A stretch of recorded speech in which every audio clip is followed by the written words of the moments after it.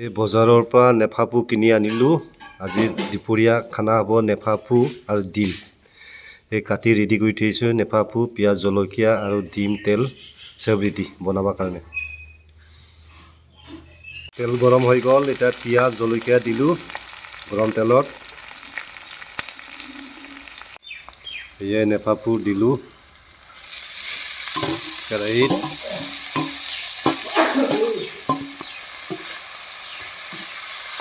ভাজি আছোঁ।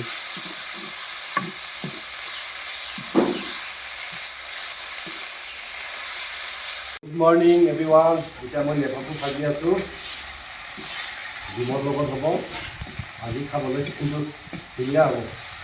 মোৰ ফেভৰেট চব্জি হ'ল নেফাফু খানা, প্ৰেছাৰ ডাউনৰ কাৰণে, প্ৰেছাৰ কণ্ট্ৰল এইটো খালে। ডিম ভাঙি দিলোঁ নেফাফুৰ ভাজাত।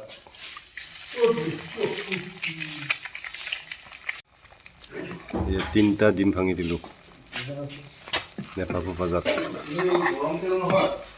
নেফাফু ভাজাটো হৈছে আৰু লাষ্ট ভাজি আছোঁ আৰু একদম পূৰা ড্ৰাই ফ্ৰাই কৰিছোঁ তেলতে।